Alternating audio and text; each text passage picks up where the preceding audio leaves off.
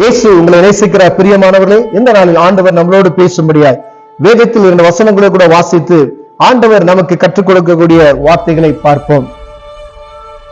என்னாகம புஸ்தகம் 33வது அதிகாரம் 55வது வசனம்.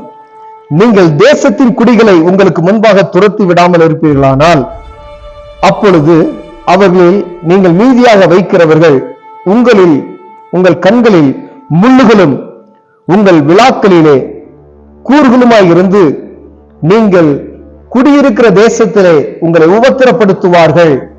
அன்றியும் நான் அவர்களுக்கு செய்ய நினைத்ததை உங்களுக்கு செய்வேன் என்று சொல் என்றார். பிரியமானவர்களே, இஸ்ரவேல் ஜனங்களை ஆண்டவர் எகிப்திலிருந்து அழைத்து வரும்போது அநேக அற்புதங்களினாலும் அடையாளங்களினாலும் ஆண்டவர் வழிநடத்தி வருகிறதை நாம் பார்த்திருக்கிறோம். அவர்களுக்கு மோசேக்கு ஆண்டவர் சொல்லுகிறார், நீ போய் கானான் தேசத்துல குடியிருக்கும் பொழுது அந்த நிலங்களெல்லாம் இவங்களுக்கு அவர்கள் ஆட்களில் தேவையான நிலங்களை பகிர்ந்து கொடு என்று சொல்லுகிறார். அப்பொழுது அங்கு இருக்கக்கூடிய எல்லா ஜனங்களையும் நீ விரட்டி விட வேண்டும் என்று சொல்லுகிறார். பாருங்க, ஒரு ஆண்டவர் பிரித்தெடுக்கப்பட்ட ஜனங்கள் நாம் பரிசுத்த கூட்டமை அழைத்துக் கொண்டு வருகிறார். அந்த தேசத்தை, கானான் தேசத்தை உனக்கு கொடுப்பேன் என்று வாக்கு முறைத்து விட்டார். அப்படி வாக்கு கொடுத்த தேவன் சொல்லுகிறார், நீ அங்கு இருக்கக்கூடியவர்களை முற்றிலுமாய் துரத்திவிட வேண்டும். ஒருவேளை அப்படி இல்லை அப்படின்னு சொன்னா அவர்கள் உன் கண்களுக்கு முன்னும் உன் விழாக்களுக்கு கூறுகளுமாய் இருப்பார்கள் என்று ஆண்டவர் சொல்லுகிறார். பிரியமானவர்களே, அதே போல நீங்கள் குடியிருக்கிற தேசத்தில் உங்களை உபத்திரப்படுத்துவார்கள். அவங்க என்ன செய்வாங்கன்னா உங்களையே உபத்திரவப்படுத்துவார்கள் என்று வேதம் சொல்லுகிறது. அன்றையும் நான் அவர்களுக்கு செய்ய நினைத்ததை நான் உங்களுக்கு செய்வேன். நம்முடைய எதிரிக்கு செய்ய நினைத்ததை ஆண்டவர் என்ன செய்வாரா, உனக்கு நான் அதை செய்வேன் என்று சொல்லுகிறார். பிரியமானவர்களே, இஸ்ரவேல் ஜனங்கள்கிட்ட சொல்லு அப்படின்னு சொல்லி ஆண்டவர் சொல்லுகிறார். அந்த ஜனத்துக்கு நான் என்ன செய்யணும்னு நினைத்தனோ அதை உங்களுக்கு செய்வேன். ஏன் அந்த ஜனத்தை அவங்க துரத்தினார் ஆண்டவர்? அங்கு அக்கிரமம் பெருகி இருந்தது, அங்கு விக்கிரகத்தின் கிரியைகள் பெருகி இருந்தது. அந்த தேசத்தை பரிசுத்த கூட்டம் என்று அழைத்து பிரித்தெடுத்து வந்த எகிப்திலிருந்து ஆண்டவர் அழைத்து வந்த இஸ்ரவேல் ஜனங்களுக்கு அதை கொடுக்கிறார். அப்ப ஏன் அந்த ஜனங்களை வரட்டணும்னு நினைக்கிறார் ஆண்டவர்னா, அங்க பால் கடிப்பு, அங்க இருக்கக்கூடிய ஜனங்கள் எல்லாம் முரட்டாட்டமான ஜனங்கள், ஆண்டவருக்கு விருப்பமில்லாத ஜனங்கள். சொல்ற எல்லாத்தையும் கொடுத்துட்டு நீ கொஞ்சம் குறைய கூட அங்க வைக்காத ஆளுகளை எல்லாத்தையும் வெளியே அனுப்பிச்சிரு அப்படின்னு. ஆனா பாருங்க, ரட்சிக்கப்பட்ட அனுபவம் நிறைந்திருக்கும், நமக்குள்ள ரட்சிக்கப்பட்டிருப்போம், ஆண்டவரை ஏற்றுக்கொண்டு இருப்போம். ஒரு சில காரியங்கள் நமக்குள்ள இருக்கும், பார்த்திருக்கீங்களா? இப்ப ஜென்ம சுபாவம், உதாரணத்துக்கு ஜென்ம சுபாவம், நான் பரிசுத்தத்துக்குள்ள வந்துட்டேன் நான் உள்ள, ஆனா எனக்குள்ள பழைய அந்த ஆட்கள் உள்ள இருக்கும் பாருங்களேன். அந்த அப்படியே தலை தூக்கும் கோபம், திடீர்னு பாருங்க டக்குன்னு அப்படியே உச்சத்துக்கு ஏறும் பாருங்களேன் கோபம். அது பரிசுத்த ஆவியானவருடைய பிரசனத்துக்குள்ள நம்ம இருந்தா மட்டுமே அப்படிப்பட்டதான காரியத்தை நம்ம என்ன செய்யணும், அடக்க முடியும். ஆவியானவர், கட்டுப்பாட்டின் ஆவியானவர் எனக்குள்ள இருந்து அந்த கோபத்தை குறைத்தால் மாத்திரமே அந்த இடத்துல நான் தப்பித்துக் கொள்ள முடியும். ஒருவேளை நீங்க கோபப்பட்டு அந்த இடத்துல முரட்டாட்டமான ஒரு ஜனத்தை போல இருந்து அந்த பழைய ஆட்கள் உள்ள வந்துட்டான் அப்படின்னா அதுதான் நமக்கு கண்ணியா இருக்கும் அப்படின்னு சொல்றாரு.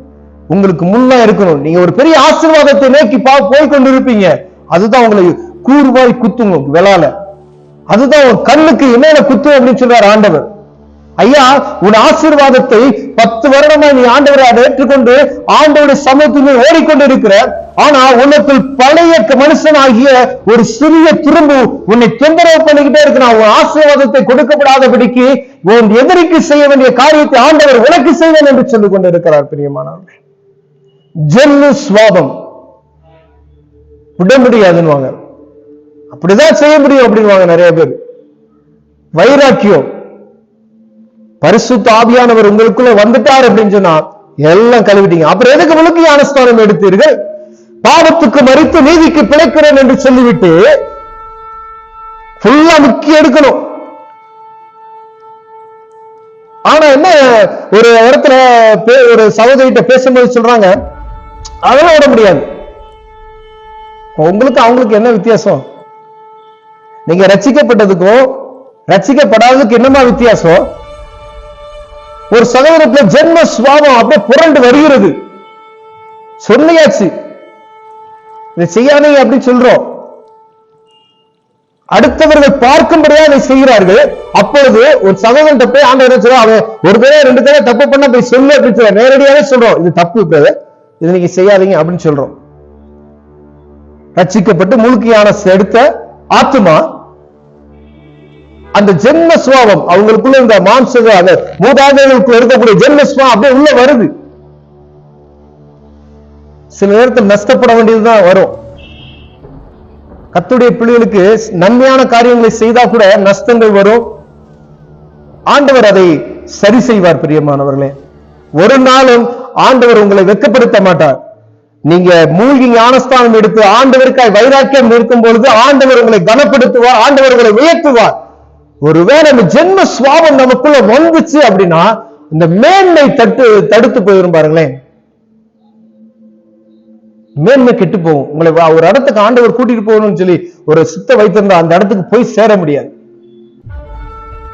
அநேக ஆத்துமாக்கள் பாருங்களேன், நாங்க ரட்சிக்கப்பட்டோம் 10 வருஷம் ஆச்சு, 20 வருஷம் ஆச்சு.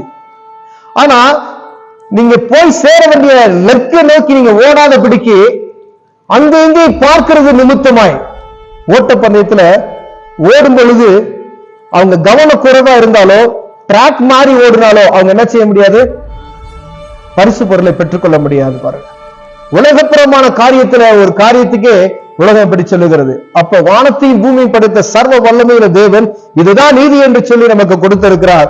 அப்ப நீங்க ஓடியும் பிரயோஜனம் இல்லை, 10 வருஷம் ஆவிக்குரிய வாழ்க்கையில் இருந்து பிரயோஜனம் இல்லை.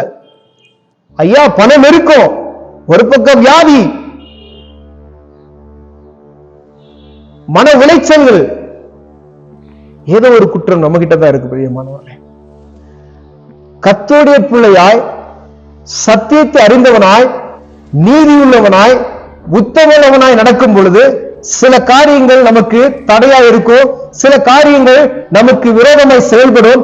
அப்படி இருந்தாலும் ஆண்டவர் உங்களை கைவிட மாட்டார், நம்மை கைவிட மாட்டார். பிரியமானவர்களே, ஆனா இந்த ஒரு சில ஆட்களை வேதம் சொல்லுகிறது, ஆண்டவர் சில ஆட்களை நீ உள்ள வச்சுனா அவன் தான் குத்துவான்றா இருக்குங்களா. நமக்குள்ள இந்த பழைய ஜென்ம சுவாபங்கள் நமக்குள்ள அப்பப்ப தலை தூக்கும் போது அதுதான் நமக்கு முள்ளா இருக்கும். ஐயா, ஒரு பெரிய ஆசீர்வாதத்தை கெடுத்து போட்டுரும். ஒரு பெரிய ஒரு செல்வத்தை ஆண்டவர்கள் கொடுக்கணும்னு நினைச்சிருந்தா கூட இப்படிப்பட்டதான ஜென்ம சுவாபம் ஏறும் பொழுது ஆண்டவர் அதை அப்படியே நிறுத்தி வச்சிருவார். எங்க வாழ்க்கையில நான் அனுபவிச்சிருக்கேன்.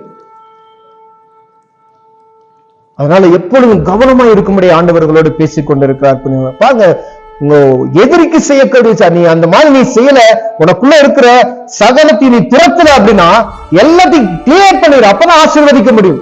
அந்த கானான் தேச பாலும் தேனும் ஓடுகிற தேசத்தை உன் வாழ்க்கையில கண்டடைய வேண்டும் என்றால் உனக்குள்ள இருக்கிற எல்லா காரியங்களும் மூட்டைகளை தூக்கி எறிஞ்சு விட வேண்டும். பிரியமானவர்களே, அப்படி இருந்தா மாத்திரமே ஆண்டவர் ஆசீர்வதிப்பார். ஒருவேளை ஒரு சில காரியங்கள் நமக்குள்ள இருக்குமே, கஷ்டம் தான், தூக்கி போட்டுருங்க. ஐயா, டிவி பார்க்காம என்னால இருக்க முடியல, தூக்கி போட்டுருங்க. யார் வேணும் முடிவு பண்ணிக்கங்க. புறம் பேசாம இருக்க முடியல, தூக்கி போட்டுருங்க. சினிமா பார்க்காம இருக்க முடியல, தூக்கி போட்டுருங்க. மொபைல் போனை பார்க்காம இருக்க முடியல, தூக்கி போட்டுருங்க. அப்ப ஆசீர்வாதத்தை பார்ப்பீர்கள், வியாபாரங்கள் ஆசீர்வதிக்கப்படும், உங்க குடும்பத்தினுடைய மேன்மையை நீங்கள் பார்க்க முடியும். பிரியமானவர்களே, 20 வருஷம் நான் ரட்சிக்கப்பட்டேன், என்ற ஒண்ணும் கிடையாது. முன்னாடி திரும்பி பாருங்க, கடந்து வந்த பாதைகளை திரும்பி பாருங்க. உங்களை வெட்கப்படுத்தி இருக்க மாட்டார் ஆண்டவர். ஆனா உங்களை எங்கேயோ ஒரு உயரமான ஸ்தலத்துக்கு கொண்டு போக வைத்திருக்கிற ஆண்டவர், நீங்க ஒரு இடத்துலயே ஒரே படிக்கட்டிலேயே சுத்திக்கிட்டே இருக்கீங்க அப்படின்னா உங்களுக்குள்ள இருக்கிற காரியங்கள்லாம் எடுத்து போகாதபடிக்கு ஜென்ம சுவாபம் எனக்குள்ள காணப்படுகிற ஆண்டவருக்கு விருப்பமில்லாத எல்லா காரியத்தையும் துரத்தி விட்டால் மாத்திரமே ஆண்டவர் நம்மை ஆசீர்வதிப்பார். கண்களை மூடி ஜெபம் செய்வோம். அன்பின் தகப்பனே, ஆண்டவரே, நீங்க எங்களை விட்டு எடுத்து போட சொல்ல காரியங்கள் எல்லாம் இன்னும் எங்களுக்குள்ள ஏதாவது காரியங்கள் இருக்கிறோமா, எங்களை கிளியர் பண்ணுங்க ஐயா. ரத்தத்தினா ஈசோப்பினால் எங்களை கழுவுவீராக நான் ஜெபிக்கிறேன் ஐயா. சுத்தமாக்கும், ஆசீர்வதியும். இயேசுவின் நாமத்தில் பிதாவே, ஆமென்.